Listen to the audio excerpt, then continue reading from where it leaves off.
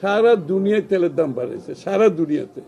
বাংলাদেশ একটি দেশ যেখানে শেষ পর্যন্ত আমরা বাড়াইনি, বাংলাদেশের জনগণের স্বার্থ সংরক্ষণ করে তাদের কথা মাথায় রেখে আমাদেরকে সবাই বলছে আপনারা তেলের দাম বাড়াচ্ছেন না কেন, আপনার তো তহবিল খালি হয়ে যাচ্ছে, তেলের দাম না বাড়লে সরকার দেশ চালাবেন কি করে। সুতরাং আমরা শেষ পর্যন্ত যতটুকু পেরেছি আমরা সরকারের পক্ষ থেকে বাড়াই না। আইএমএফ এর সাথে আপনি আমার কথা শুনেন, আইএমএফ এর সাথে দাম বাড়ানোর কোনো সম্পর্ক নেই। আমি পরিষ্কার ভাষায় বলছি, এটা বরঞ্চ আমরা দামও কিন্তু বেশি বাড়াইনি।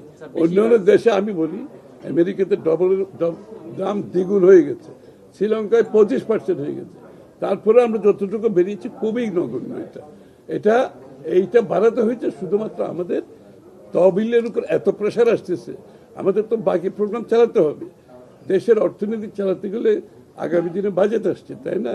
সুতরাং এটা মাথায় রেখে আমাদেরকে এই সিদ্ধান্ত নেওয়া হয়েছে, তাও খুব কম বাড়ানো হয়েছে। আপনি দেখবেন তুলনামূলকভাবে বিশ্বের মূল্যস্ফীতি কোথায় যাবে এই তেলের মূল্য বৃদ্ধির ফলে? মূল্যস্ফীতি তো বাড়তেই পারে, আবার নাও বাড়তে পারে। এটা তো আপনার একটা জিনিস, রমজানের সময় যে যখন মুদ্রাস্ফীতি, কি করে বলতে পারেন?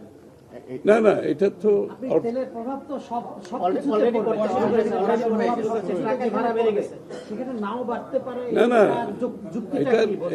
এটা সাপ্লাই, ডিমান্ড এন্ড সাপ্লাইয়ের একটা ব্যাপার আছে। আমরা তো ডিমান্ড সাপ্লাইটা কিন্তু আপনারা দেখবেন আমরা কিন্তু তেলের মজুদ আমরা কিন্তু ঠিক রাখি। আমরা যদি সাপ্লাই ঠিক মতো রাখি, এই যে টেম্পোরারি যতটুকু বেড়েছে এটার সাথে সাথে আরো অনেকগুলো ইস্যু আছে। তেলের দাম একা তো মুদ্রাস্ফীতি বাড়ে না, এটা একটা ভুল কথা।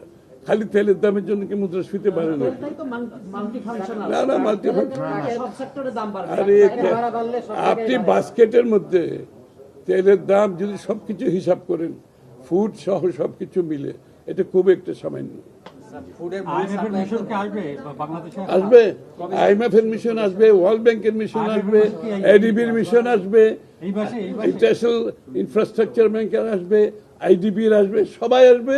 কারণ সবাই এই সরকারকে সমর্থন দিতে চায়, সবাই এই নির্বাচিত সরকারের সাথে কাজ করতে আগ্রহী। সবাই বুঝতেই পারছে এই সরকারের যে নির্বাচনী ইশতেহার, এটার সাথে সবাই অ্যালাইন। কিন্তু এই সরকারের নির্বাচনী যে ইশতেহারের সাথে সবাই অ্যালাইন, কিন্তু এর মধ্যে তো বিভিন্ন আলাপ আলোচনা থাকবেই, স্বাভাবিক, তাই না? বর্তমান সরকারের যে নির্বাচনী ম্যানিফেস্টো, এটার সাথে সব মাল্টিল্যাটারাল বডিগুলো অ্যালাইন। আর যেগুলো বলছেন আপনারা, বিভিন্ন বিগত সরকার যেগুলো হাফ বেক করে গেছে, অর্ধেক করে গেছে, কোনোটা অর্ধেক করছে, কোনোদিন 3 ভাগে 4 ভাগ করছে, এটা কোনো সহজ কাজ না।